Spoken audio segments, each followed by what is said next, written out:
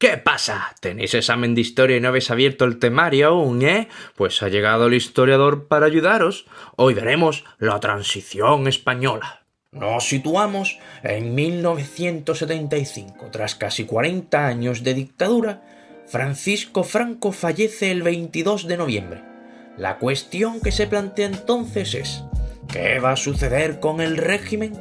En principio, todo parece favorecer a la continuidad de la dictadura, por varios motivos. Primero, Juan Carlos de Borbón había sido designado por el propio Franco como su sucesor. Además, el propio Juan Carlos juró fidelidad a las leyes fundamentales y a los principios del movimiento, que si no recuerdas cuáles son, te dejamos el vídeo donde lo explicamos por aquí arribita. También hay que destacar que los partidos más inmovilistas tenían mucho peso.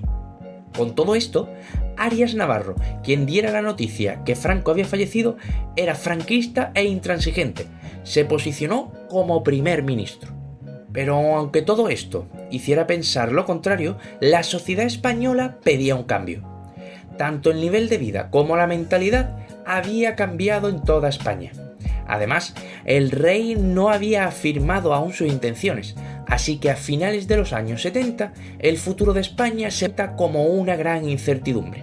Al fallecimiento de Franco, Juan Carlos pide a Arias Navarro que permanezca en la presidencia del gobierno, lo que parece un claro símbolo de continuismo, pero el gobierno incluye ciertas figuras de corte más reformistas, como pueden ser Arielza, Fraga, Leopoldo Calvo Sotelo. Además, es el propio rey el que pide a Arias Navarro que incluya a Torcuato Fernández Miranda, profesor suyo cuando aún era príncipe, para la presidencia de las Cortes. El gobierno que se forma es por tanto muy heterogéneo, y la tarea de Arias Navarro para imponerse como verdadero líder no es muy fácil. Ciertos aspectos del acta de juramento y proclamación del rey, leído ante el Consejo del Reino y las Cortes el 22 de noviembre de 1975, reflejaban esta ambigüedad entre continuismo y cambio. La consecuencia de esto es una acción gubernamental ambivalente, tímidamente liberal. Se imponen leyes sobre el derecho de reunión y el estatuto de las asociaciones, pero con muchas restricciones. La amnistía otorgada es limitada. Y también, por ejemplo, no se encuentra una solución para la ley de Cortes. España dejaba de estar casi 40 años en manos de Franco, la Falange, la Iglesia y el Ejército. Pero ahora bien, la elección de una solución pacífica para la transición supone que no se despida a los responsables políticos anteriores, lo que provoca que franquistas favorables a la continuidad del régimen siguieran ocupando asientos decisorios. Cuando el gobierno emprende reformas, necesita hacerlo sin provocar el rechazo de estos, pues unas dimisiones masivas podría fragilizar el país. Incluso podría darse una rebelión por parte del ejército y organizar un nuevo golpe de Estado. Frente a este inmovilismo, hay sectores tanto públicos como políticos que quieren ir mucho más lejos de las tímidas reformas. Estos buscan una amnistía total, libertad política y una gran reforma constitucional, entre otras cosas. Lo expresan mediante la formación de nuevos movimientos como la Coordinación Democrática, mediante manifestaciones como la del 1 de febrero de 1976 en Barcelona o huelgas en servicios públicos como Renfe, Correo o el Metro.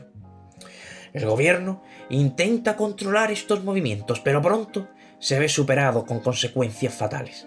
En marzo de 1976, frente a una huelga prolongada en Vitoria, las autoridades intentan desalojar una iglesia que finaliza con la muerte de 5 personas. Así, vemos las dificultades internas y externas con las que se enfrentaba el gobierno de Arias, que acaba por dimitir en julio de 1976. El rey y Torcuato Fernández Miranda escogen a Adolfo Suárez para ser su sucesor. Los sectores más liberales querían que fuera José María de Ariguiza, pero los consejeros del reino no lo hubieran aceptado, por tener una postura demasiado liberal y aperturista. Escoger a Suárez era progresar hacia la apertura, pero con prudencia. El nombramiento de Suárez fue visto por muchos como un retroceso, pues venía de la Falange y fue gobernador civil de Segovia con Franco. Así, ministros como Fraga, Arailza o Garrigues se negaron a entrar en el nuevo gobierno. Pero lo cierto es que sería bajo el gobierno de Adolfo Suárez cuando se llevaron a cabo el mayor número de reformas en el sistema. Así, en 1981, el rey le otorgaría el título de Duque de Suárez por su papel en la transición democrática. Las primeras actuaciones del gobierno de Suárez fueron muy simbólicas. Se decide por amplia mayoría la amnistía para los encarcelados por delitos políticos. Se devuelven sus cátedras a profesores expulsados de la Complutense en 1965. Se organizan entrevistas con líderes de la oposición democrática. Incluso se establece en secreto el contacto con Santiago Carrillo, líder del Partido Comunista Español. Pero pronto iba a comenzar el verdadero proceso de reforma política, con la modificación de la ley vigente, para así reconocer y garantizar las libertades públicas y los derechos fundamentales de los españoles. El régimen franquista se basaba en una carta de 7 leyes fundamentales que regían los poderes del Generalísimo. Para reformar esta legislación sin derrumbarlo todo, Miranda tuvo la idea de añadir una 8ª ley que vendría a invalidar las otras. Esta ley fue aprobada el 18 de noviembre de 1976 por las Cortes Generales y sería sometida a referéndum nacional el 15 de diciembre del mismo año, con una participación del 77% del censo y un 80% de votos a favor, de la que se conocería como la Ley de Reforma Política. Se establecen las condiciones mínimas para elegir unas Cortes por sufragio universal, habilitando éstas para proceder a la reforma constitucional de las leyes fundamentales.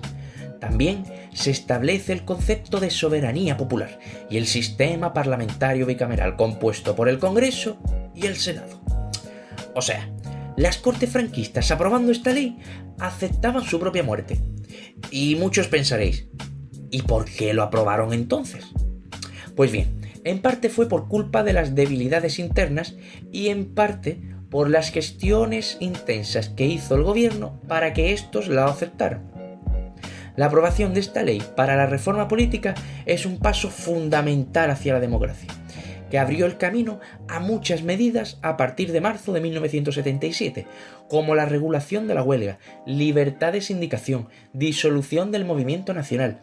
Incluso el 14 de octubre de 1977, tras las elecciones, se declara una amnistía total que anulaba las penas establecidas desde el 36 por delitos de opinión.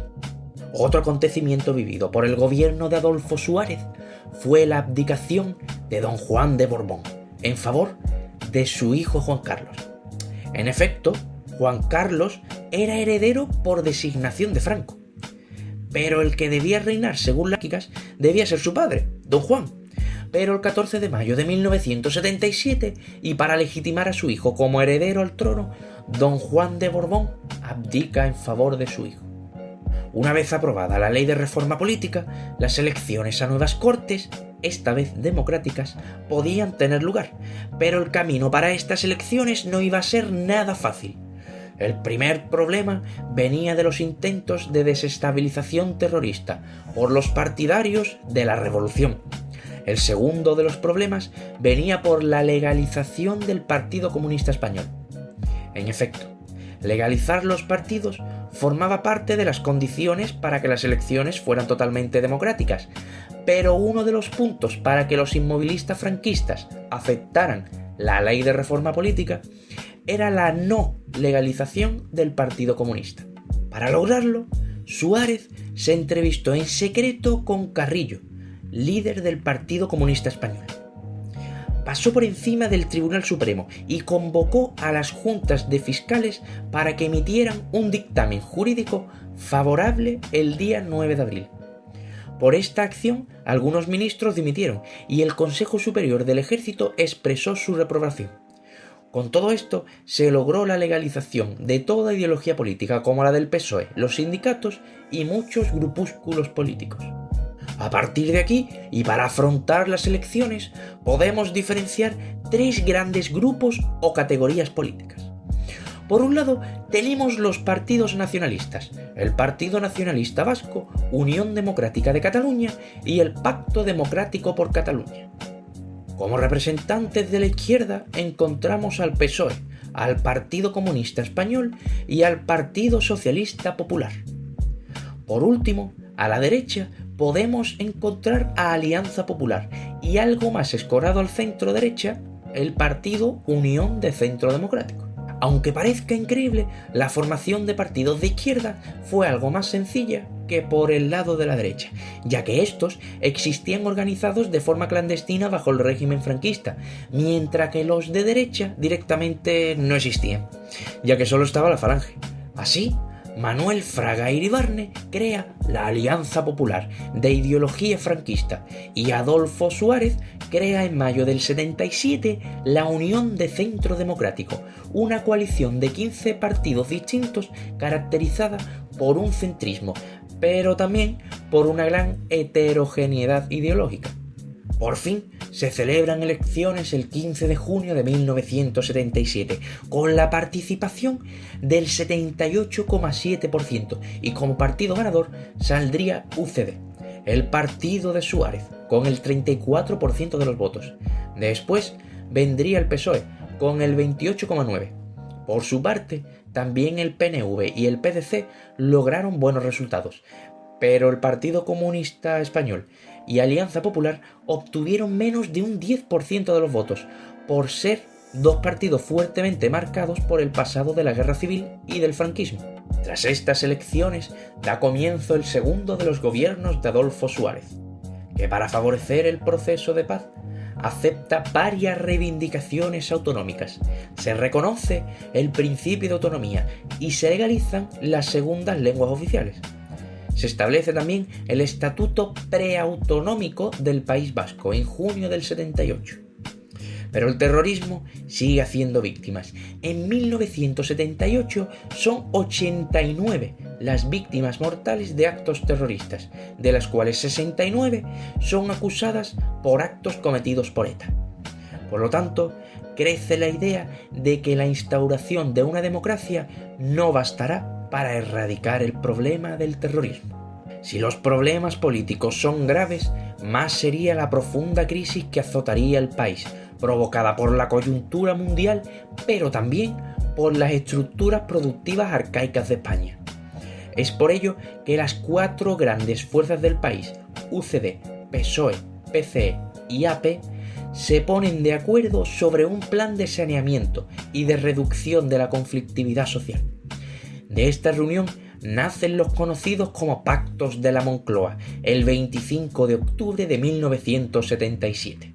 Devaluación de la peseta, aumento de la inversión pública, reestructuración de los sectores industriales en crisis, crecimiento de las medidas sociales por parte del Estado, medidas de urbanismo, mayor financiación de la seguridad social y reforma del sistema bancario son algunas de las medidas adoptadas en este Pacto de la Moncloa.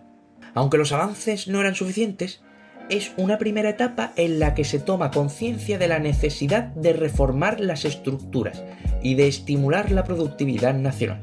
Pero la gran prioridad del segundo gobierno de Suárez es la Constitución. El proyecto constitucional viene preparado por una comisión constituida de 3 miembros de la UCD, un miembro del PSOE, del PCE, de AP y de un partido catalán.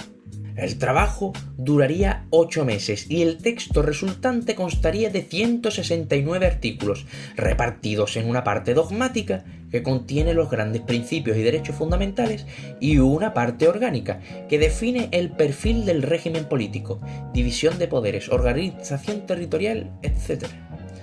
En ella se reconocen elementos propios de ideologías conservadoras, liberales y socialistas. Fue aprobada por las Cortes el 31 de octubre de 1978 y posteriormente en referéndum nacional, que se aprobó por el 87,7% de los votantes. Las dos últimas etapas por las que pasaría la Constitución sería su sanción por parte del Rey el 27 de diciembre y su publicación en el Boletín Oficial del Estado el 29 de diciembre. Tras la instauración de la Constitución, se llevan a cabo unas nuevas elecciones que confirman la victoria de UCD, Pero la subida de la abstención y el crecimiento de la izquierda son testimonios de una pérdida de poder por parte de su gobierno. La persistencia de la violencia y de los problemas económicos acaba con el gobierno de Suárez, cuya heterogeneidad política era una ventaja para permitir la transición, pero un inconveniente para solucionar los problemas del país. El 31 de enero de 1981 dimite Suárez, tanto como presidente del gobierno como de la presidencia del partido. Leopoldo Calvo Sotelo lo sustituye al frente del gobierno y Agustín Rodríguez Sahagún en el partido. Pero sería entonces, cuando la democracia se veía asentada, cuando ocurrió algo que la haría tambalearse. Pero eso lo veremos en el próximo vídeo. ¿Qué es lo que pasará? ¿Se acabará la nueva democracia? Suscríbete para ver cómo continúa la historia y recuerda dejar tu like y compartirlo con tus amigos o compañeros de clase. Nos vemos en el próximo vídeo. Adiós. Hits your eye like a big pizza pie, that's amore.